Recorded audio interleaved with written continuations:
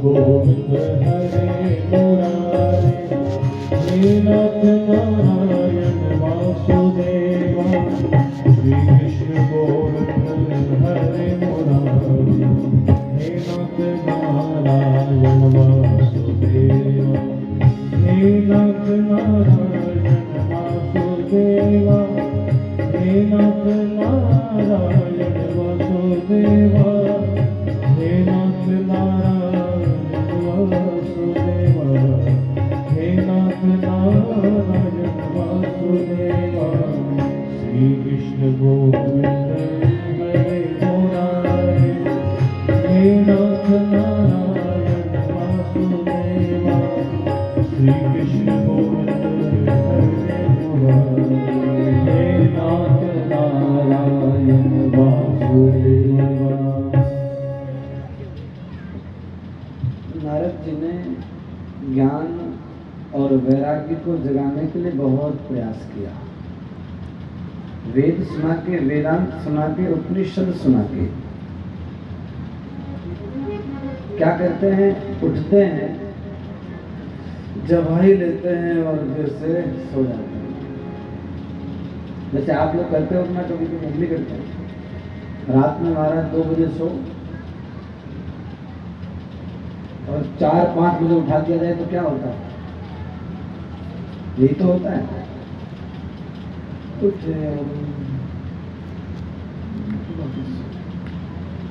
होता है, कई बार करते हैं। ज्ञान वैराग्य भी इतने आलस में पड़े कि वेद वेदांत को सुनकर के फिर मूर्छित हो रहे हैं। उठते हैं और फिर मूर्छित हो जाते हैं। वेद वेदांत के प्रभाव से जगते तो हैं लेकिन फिर मूर्छित हो जाते हैं।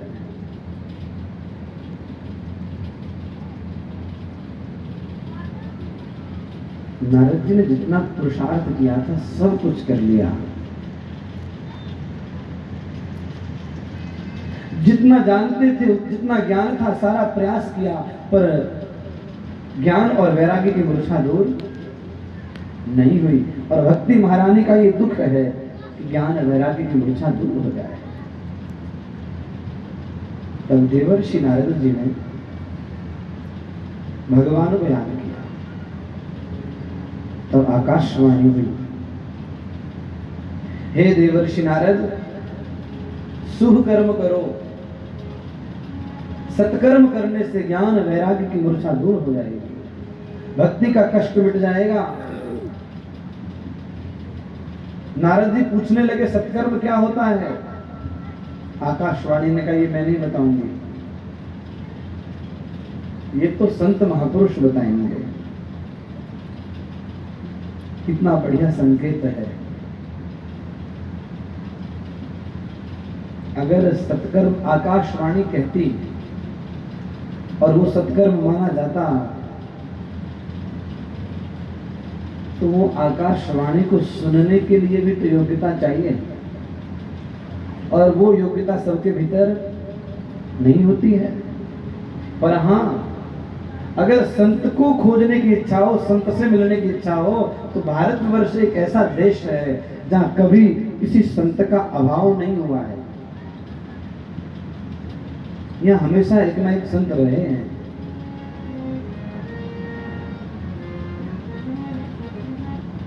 नारद जी सत्कर्म क्या है ये पूछने के लिए अनेकों संतों के पास गए, कोई संत इसका उत्तर नहीं दे पाया। तो तपस्या करने के लिए बद्रीनाथ गए, और बद्रीनाथ में पहुंचे तो कौन मिले? सनकादिक ऋषि। सनकादिक ऋषियों ने कहा, नारद जी इतनी छोटी बात के लिए इतने परेशान हो गए? अरे हम आपको बताते हैं कि सत्कर्म क्या है। सनकादिक ऋषि कह रहे हैं,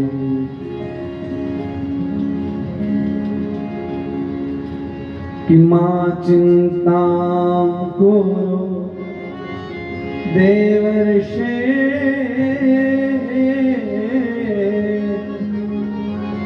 हर्षम चित्ते समावह, उपाय सुख साध्योत्र वर्तते पूर्व एवहि। श्री कृष्ण गोविंद हरे मुरारे, नाथ नारायण वासुदेव कृष्ण गोविंद मुरारी हे नाथ नारायण सभी गाएंगे देवा श्री कृष्ण गोविंद हरे मुरारी हे नाथ नारायण वासुदेव श्री कृष्ण गोविंद हरे मुरारी हे नाथ नारायण वासुदेव हे नाथ नारायण वासुदेव हे नाथ नारायण वासुदेव हे नाथ नारायण वासुदेव हे नाथ नारायण वासुदेवा नारद जी बोले कि शंकादिक बोले भक्ति के दुख को दूर करने के लिए और ज्ञान वैराग्य की मूर्छा को दूर करने के लिए इस धरती पर पहले से ही एक साधन का निर्माण हो चुका है और उस साधन का नाम है श्रीमद् भागवत। भागवत वो ग्रंथ है कि जिसकी प्राप्ति आपको किसी से नहीं हो रही है। साधन करके जो फल आपको नहीं मिल रहा है वो फल केवल भागवत जी का पाठ करने से मिल जाएगा। फिर नारद जी ने कई प्रश्न किए, महाराज मुझे आपकी बात समझ में नहीं आती है, वेद वेदांत गीता पाठ से बड़ा है क्या भागवत? शंकादिक ऋषि बोले नारद जी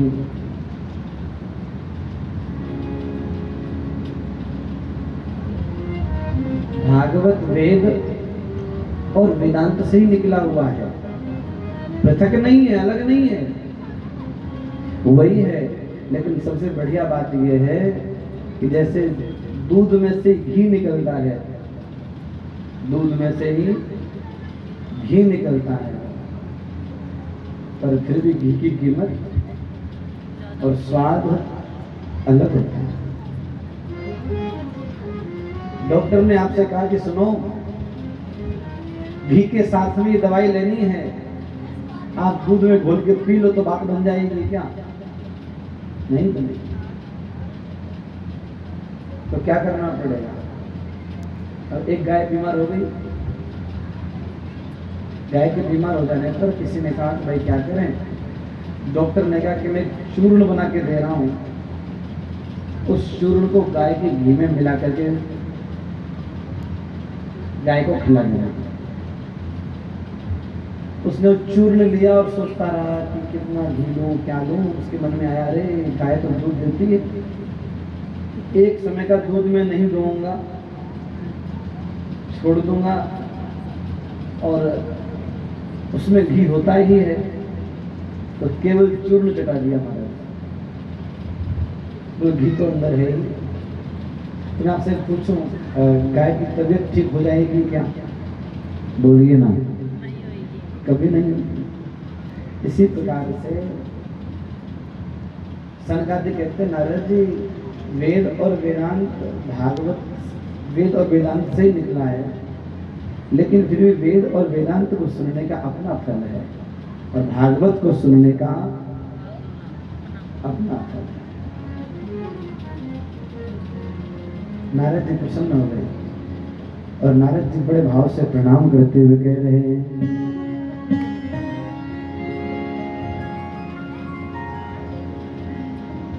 यद्दर्शनं तविहन्त्य शुभान् सद्य श्रेयस्तनोति भवदोखं दवार्दितानां किनिशेष शेष मुख गीत कथैक पाना प्रेम प्रकाश हृदये शरणं गतोऽस्मि। नारद जी प्रसन्न होकर प्रणाम किए और प्रणाम करके पूछे महाराज ये कथा कौन करेगा, कौन सुनाएगा, कहाँ और किसको सुनाएगा? तो नारद जी के कहने पर सनकादिक ऋषियों ने कहा कथा हम सुनाएंगे। और उसके यजमान नारद जी आप बनेंगे। स्थान होगा हरिद्वार और सिंहासन होगा गंगा जी की बालू। और मूर्ति की स्थापना क्या होगी? बोले गंगा मैया ही जो बह रही हैं वो सबसे बड़ी मूर्ति की स्थापना है। नारद जी तो बहुत प्रसन्न हो गए, हृदय में आनंद छा गया, चित्त और मन गदगद हो गया। और हरिद्वार के सुंदर स्थान पर मंगलमय कथा का आयोजन हुआ। उस कथा में बड़े बड़े ऋषि, बड़े बड़े मुनि, यक्ष, राक्षस, देवता, सिद्ध, चारण सब कथा को सुनने के लिए पधारे।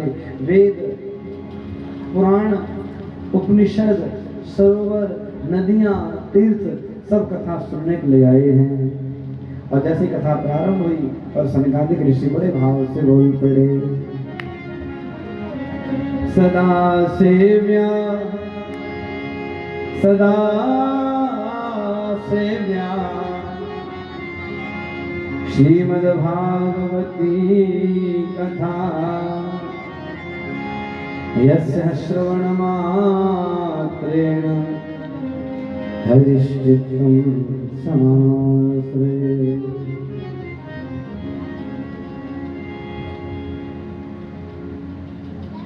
बोले कथा सुनने मात्र से भगवान हृदय में आकर के बैठ जाते हैं। कैसे? बोले जैसे आपकी किसी ने निंदा की हो, आपकी किसी ने बुराई की हो और सुनते सुनते गुस्सा आ जाता है कि नहीं? बोलिए ना, आपकी बुराई करता हो तो सुनते सुनते हृदय में गुस्सा आ जाता है। किसी ने प्रशंसा की हो तो सुनते सुनते खुशी हो आ जाती है कि नहीं? मन में हृदय बड़ा गदगद होता है। इसी प्रकार जब भगवान की बातें सुनते हैं, भगवान का चरित्र सुनते हैं तो सुनते सुनते ही हृदय में भगवान प्रकट हो जाता है। जैसे वासनाएं हृदय में आ जाती हैं उनके बारे में सुनने पर, इसी प्रकार भगवान के बारे में सुनने पर भगवान भी हृदय में आ जाते हैं। सनकादिक ऋषि कथा सुना रहे थे, उसी समय बड़ी अद्भुत घटना घटी। क्या? सनकादिक ऋषि कह रहे हैं नारद जी, जिसने अपने संपूर्ण जीवन में एक बार भी कथा नहीं सुनी वो गधा है। क्या है? इतना ही नहीं, वो चांडाल है। और वो केवल और केवल अपनी मां को प्रसव पीड़ा देने के लिए ही पैदा हुआ है। आजन्म मात्रमपि येन सठेन किंचित् चित्तं विधाय शुद्धशास्त्र कथामपि कि चांडाल वच्च खरवद वदतेन नीतं मिथ्या स्वजन्म जननी जनिदो कथाया। जो भगवान की कथा नहीं सुनता है उसके लिए लिख रहे हैं वो अपने माता को प्रसव पीड़ा देने के लिए उत्पन्न हुआ। इस प्रकार से कह रहे थे कि तब तक भक्ति महारानी आके प्रकट हो गई। उस स्थान में प्रकट होकर के बड़े आनंद के साथ में भगवान कृष्ण के नामों का चिंतन करते हुए नाचने लगी और गाकर के आनंद